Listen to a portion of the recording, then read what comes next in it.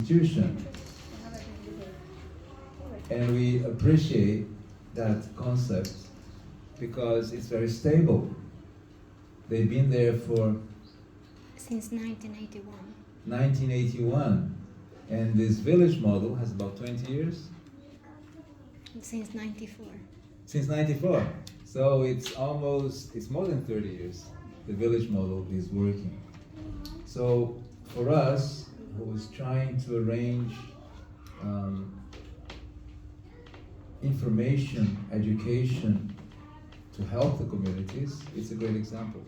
And they invited me to come and visit some of the neighboring cities and in the northern Scandinavian sphere, and here I am. I am Kalakantha Das. I'm originally from Brazil, and I joined ISKCON in Brazil. And my father, he took his PhD in Cambridge, the UK, and then we went to India as a teenager.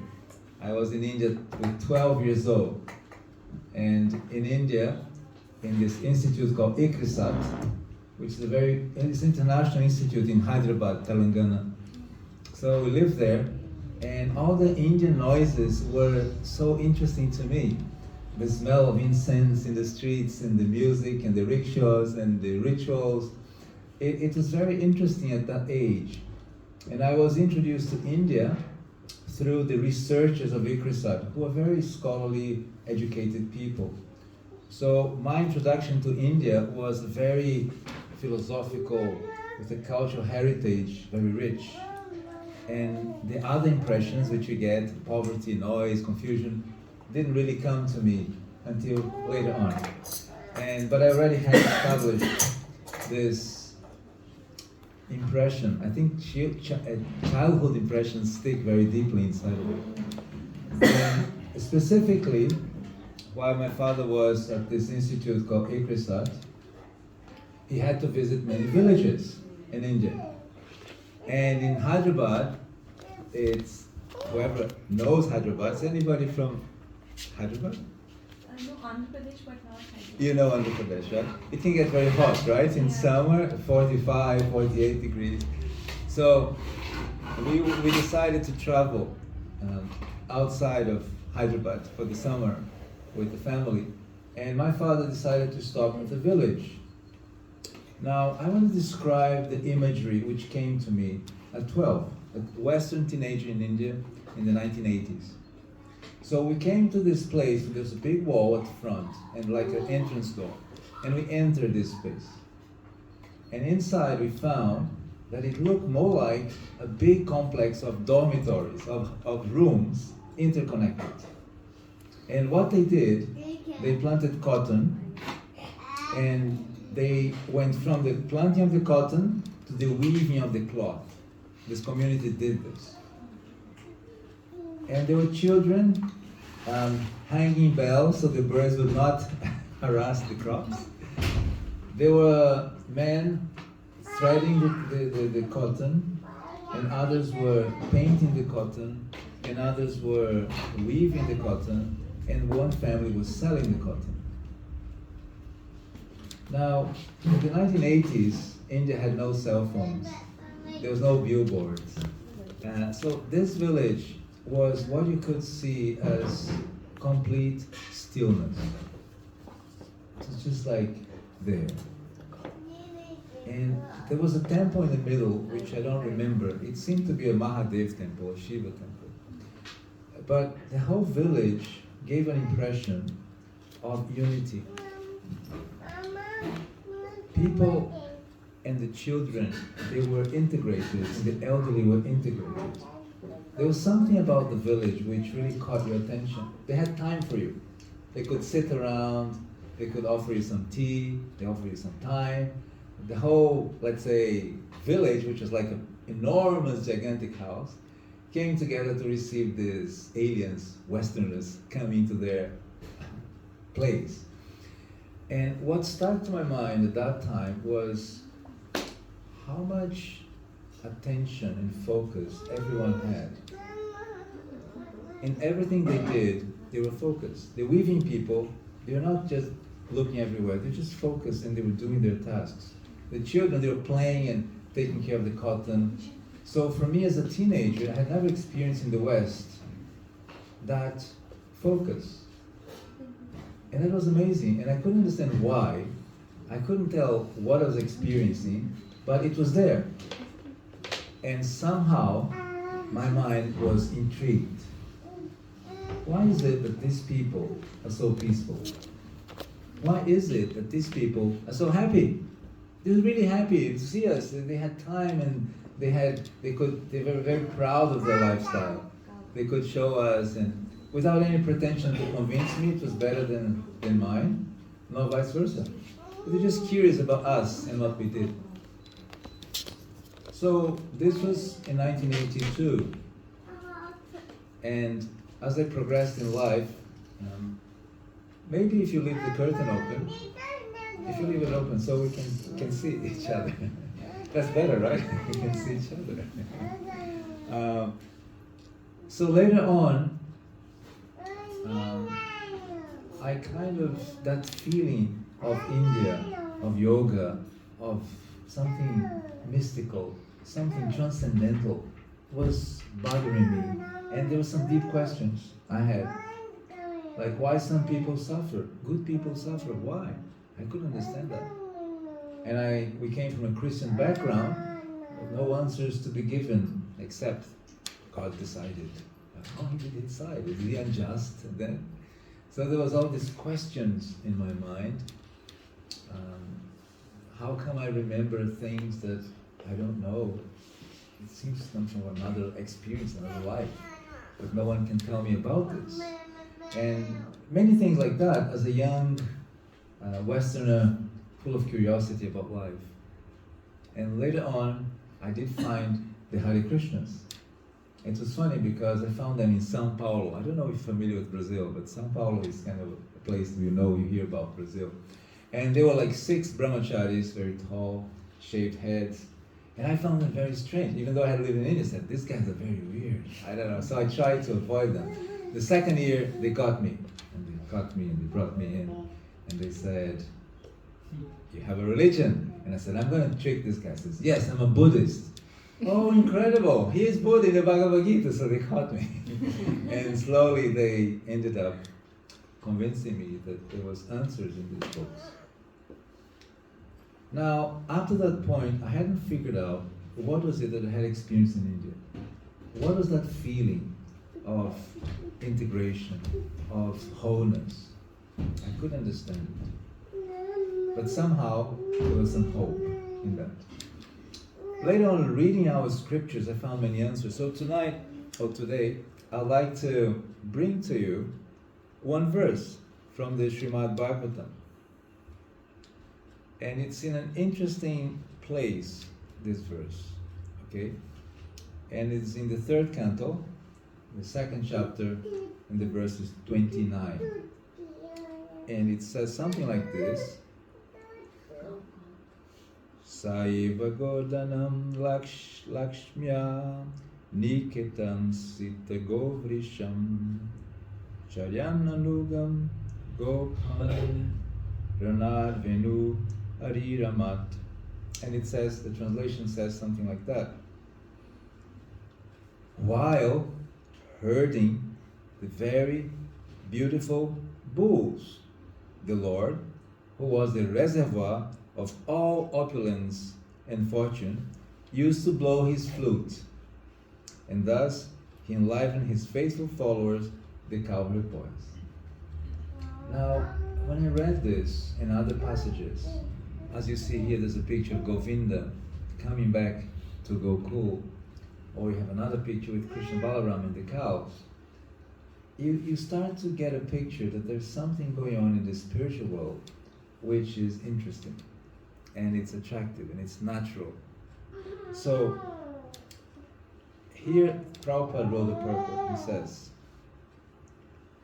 as he grew 6 and 7 years old, the Lord was given a chance of looking after the cows and bulls, because before, the Lord is just a small boy, and he's taking care of the calves. So therefore there's a festival called Gopastami, but the Lord is promoted, and now he goes with the big boys to the forests of Vrindavan. He was the son of a well-to-do landlord who owned hundreds and thousands of cows. And according to Vedic economics, one is considered to be a rich man, by the strength of his store. What is it? What does he have in his storehouse to be considered rich? Ghee and grain. So that concept really struck me, because we think of wealth like a Volvo. Volvo came from here, right? I heard just today that Volvo was born here. And everybody in the world wants a Volvo or a Mercedes. And now, it's interesting that here Prabhupada is saying something that was completely contradictory to my notion of wealth. You're saying wealth is grains and ghee. And actually it says two things, cows and grain. With only these two things, cows and grains, humanity can solve its eating problem. Human society needs only sufficient grain and sufficient cows to solve its economic problems. Now, if you say something like this in Sweden, 2025, how do you think people receive this?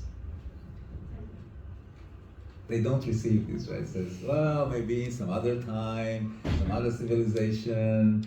Is it? Yes. Do you believe in that? I don't believe. You don't believe. Thank you for the honesty. Do you believe in that? No. Okay.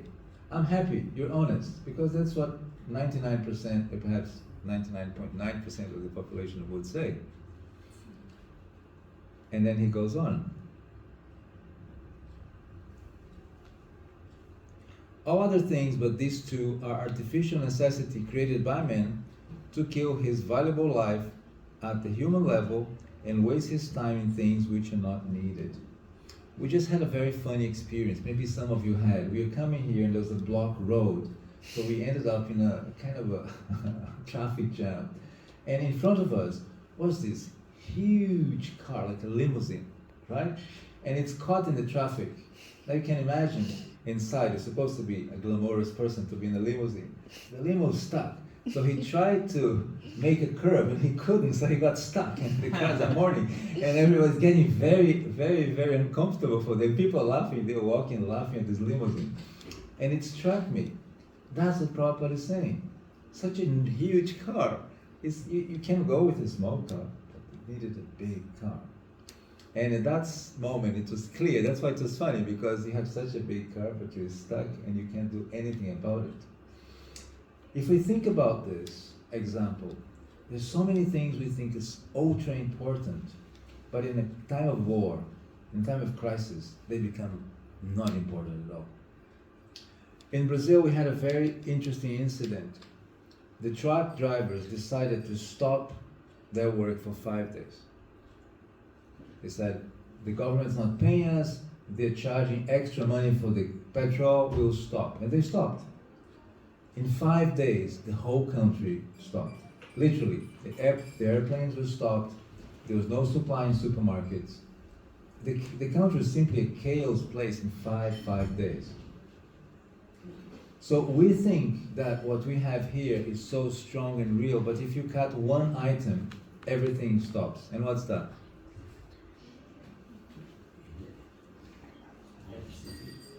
Electricity, yes, that'll be a big problem, but What, the internet? the internet? Yes, the internet today is like, in Vedic times, we would welcome somebody with a chair and water. Now it's the internet password. Please, let's that's etiquette today, right? Food. Food, but what brings food to you? What? Oil. Oil. Oil. If you stop oil today, just oil, even though we're so fine to electric today, we'll have a major crisis, even in Sweden. What to speak of other places who haven't done so much investments. So just one element, one ingredient, fuel. If that stops, the whole civilization in stops. You believe that? Yeah. So you believe that. So that's a good point. So now let's go on. Let's see what else Prabhupada says. He also mentions all this necessity killed the valuable life of humans. I don't know about you, but in my country, when we have all this lifestyle in an urban city, our time is because you have to pay insurance and rent and this and tolls, and the lifestyle becomes so heavy in itself. Just to be there, just to exist, is such a struggle. It's so hard. What about to live a nice life where you can take your Sunday off, or your Monday off, or your Tuesday off? You can't do that. You have to follow a very strict schedule.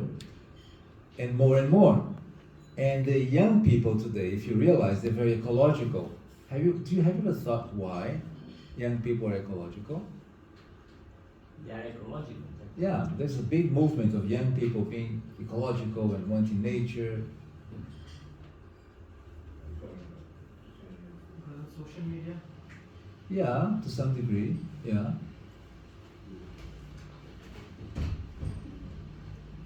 They see consequences of what done in the previous generation. Ah, you caught it. They feel cheated. The young people feeling cheated by us. Because what does a father do? He takes a situation, he gives a better situation for his child, for his son. We took the planet in one condition, and we're giving to them a very worse planet. In pollution, in crime, in war, in fight for survival. That's what we're handing them to them. So they feel cheated. And what happens? They become vegans. Says, I don't agree with the way you treat animals. Or I don't agree the way you treat the planet. Because it's not fair that you take a planet in one condition and you give it to us in such a worse situation. So the children have understood that. And now they're thinking very deeply about it. So every time you open the social media, it's about ecology, it's about farming, it's about natural living, it's about the 16 sustainable goals of ONU. How are we going to do it?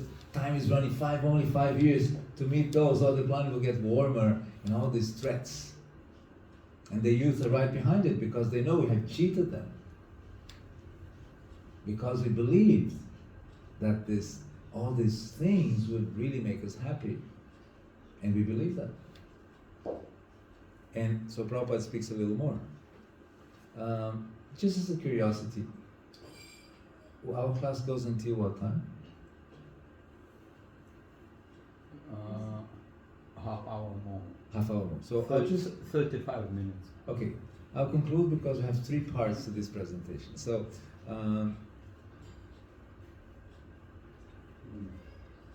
But don't you think water is more important than oil? Sweet water? oh, absolutely. That's the next Not war. water. That's the next war. But today, if you stop water, we die immediately, right? But you could somehow have so many lakes around. You could use a bucket and bring to your home, and you could survive. In Sweden, you could survive because there's so many lakes I'm everywhere. not talking about Sweden, I'm talking about the planet. About the planet, if you cut water, now it's an interesting question because water is something you plant. You plant water. When you plant a tree, 70% of the tree is water. Yeah. And all the tree will go back in water to the soil. So by digging with your own hands or finding water, streams, you can catch it. Okay? Now if you're here and your food doesn't come here, where will you catch it? But I'm talking about Africa, like countries like Burkina Faso. Well, let's talk about more radically. Let's talk about the Sahara Desert. They're just making green wall from one side of Africa to the other side of Africa, costing more than $2 trillion. And the United Nations is putting their energy because what they found is if you uncover the soil, it becomes hard, doesn't absorb water, you have a desert. If you, on the other hand, cover the soil, and Mother Nature is a very chaste lady. She doesn't like to be uncovered. So whenever you plow the land, the weeds come up to cover her. It's protection. So nature is being protective, but we're trying to take her clean. So when you do that, you get a desert. But if you reverse the process, water comes back. So with your hands, with your intelligence, with your environment, you can bring water back to your place. You might die until you do it, but so if water is finished, still there are local supplies which will continue. There's streams from the mountains, there is wells, there's drills. Now, if you cut oil today, nothing is transported. You couldn't come here, I couldn't come here. I couldn't have traveled from Brazil to here. You can't have your food supply to cook. Everything stops. So that was my point. Now in terms of priority, water is superior to oil, no comparison. That's the next war. And that's why Amazon is so important. Because what does Amazon have? What does Brazil have? 20% of the drinking water of the planet. Now if you hold 20% of the most valuable liquid, we're going to be attacked pretty soon. Even though we're very peaceful people. And I just made this question. The propaganda is Brazil is destroying all the forests. Do you know how much of our original forests do we have? First question, how much of the original forest does Sweden have? Which Maybe is 1/3, not even 1/3. Brazil, right? In Brazil, yeah. What about Sweden? I mean, Sweden, it's 70, 80%. Original forest, not planted Yeah, forest. original forest. Yeah. Original forest, I heard 1% of the original forests. And not many planted forests, yes, very big planted forests in Sweden, but original forest 1%. Brazil, according to some of these satellites, still has 87% of the original forests. 87% of the original forests. So, without going to controversies, I just wanted to bring a point that Prabhupada wanted us to understand the beautiful culture of Krishna. And that's why we're here. That's why these beautiful deities are here. To remind us there's a window to the transcendental world. And with that culture, there is an element of Krishna's lifestyle. And what does Krishna do every day? Herding the cows. In the forest. So the cows in the forest are really an important element for Krishna. But in the current scenario, we become very distant from that. And it's very hard to believe, like we all admitted, that this would solve the problem of the world. And our children believe even less, because they say, if my father couldn't go back to have this bucolic life, how can I do it? So they are now into Bitcoin and virtual reality and AI, because many of the children, because the natural world is becoming very far from us. In some countries, they don't know that milk comes from a cow. Like in America, in some schools, they didn't understand that the cow and the milk is the same entity. They're coming from the same place. Now, there are many points I could bring out, but I'd rather end and let Tejas and Malia Harikunda show what they're doing. My main point is, I've been traveling extensively in the last 10 years to many countries, and what I've observed is that there's a great benefit in interacting with nature, with the cows, and Krishna simultaneously. Because when we are together in these examples, something magical happens, just like it happened to me when I was a child. You start to realize that there's some of the primitive functions of the human being which are activated.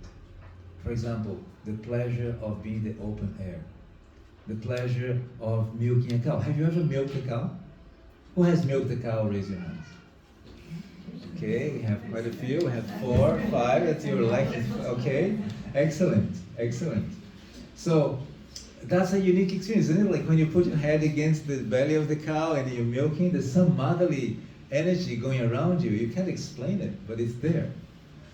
Just like riding a bullock cart. Who has ever ridden a bullock cart? Okay, we have somebody here. Now, good, so you realize, you agree with me. Shiva Ram Swami says, when you ride on a bullock cart, all your chakras are in balance. Because the rhythm of the bull and the rhythm of the chakras are very simultaneously the same. So just by being on a bullock cart, your life cycle, your life clock, your biological clock gets reset. And I'll finish with this. It was Gaurapurnima in Sri Mayapur Dham. There's thousands of pilgrims, maybe almost like hundreds of thousands of pilgrims. So I decided to take a ride from the Mayapur Goshala. Are you familiar with Mayapur, India? Yeah. Yes, you are, right? Many people have been to India. So Mayapur Goshala, they have these beautiful bulls with the concrete, with these horns, which is like so majestic, like kings. And we took a ride from Mayapur to Jagannath Puri. Jagannath Puri, no, Rajapur, which is Jagannath Puri, right? That's a long trip. Chaitanya Mahaprabhu's time, yes, that would be lovely, on foot. So what happened was, as we drove, or as we rode these bullock carts, we were chanting japa. And we found that chanting japa was so nice. Because the rhythm of the bulls, the rhythm of the japa, and the vibration of the holy dham seemed to be one. Just chanting the holy names and looking at the dham and the Gaurapurnima festival. And now, what was most striking for us was what we saw in the faces of the people. There was this huge flashlight of them saying like, wow, the bulls are back, and the tradition is back. And they could remember their grandfather, their grandparents. We were so in bliss just to be there. And we received by Hindus, by Muslims, everyone was so happy just to see that element back. So that's some experiences which show us that some of the natural things, they're hidden. And we need to expose ourselves, our children, like our small children, to those experiences. He or she? She. How old is she? 3 months. 3 months. And what is her name? Mercia. Mercia. Hi Mercia. Welcome to this world. Hare Krishna. I hope you have a good experience, and I hope your mom guides you very nicely. Now, one thing which can happen in your congregation is to organize some special events at Almviks. So maybe you'd like to speak a little bit about Almviks and the history and your interaction with the cows in Almviks.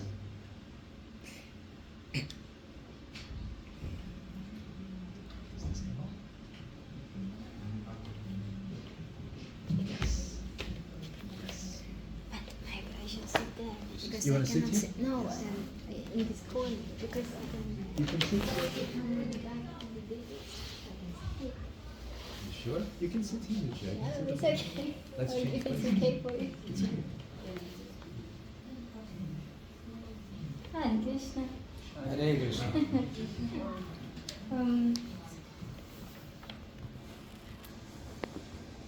Yeah, so you already mentioned Anvik was as a project started in 1981. And myself, I have been living there. I was living here in Gothenburg before, but now we have been 21 years there in Anvik. And actually, the Gårdsala, the cow protection project started in Korsnäs. So they had actually started already a little farm there. But then devotees here in Sweden, in the Stockholm area, they really wanted to have, well actually it was the whole Swedish Yatra together, they wanted to start a farm and different places were considered. And finally they decided upon this place where Anvik is now situated. And then the cows from Korsnäs moved to Anvik. So actually this tradition of cow protection here in Sweden has been going on now for nearly 50 years. So we have had many cows growing up, being born in Alvik, and oxen, and living their lives there, and having their own calves, and several generations like that. And we're trying to keep it going. So we were speaking a little bit in the car when we were going here. Actually, a little bit what is Gothenburg about, what is the history, and then there were some mentions about Vikings and so on. And actually, in every, I think in every culture where cows have been present, as far as I understand, in every culture, if you go to Egypt or China, Indonesia, wherever you go where people have had cows, historically, there is this notion that cows represent wealth and abundance and also this motherliness. So here in Scandinavia, and the connection with these Vikings, in Norse mythology, actually, that's how the creation started, according to their understanding, that from the snow or from the ice, this cow, Aud Humla, actually different pronunciations of her name. So she was born. So actually the first living entity in Norse mythology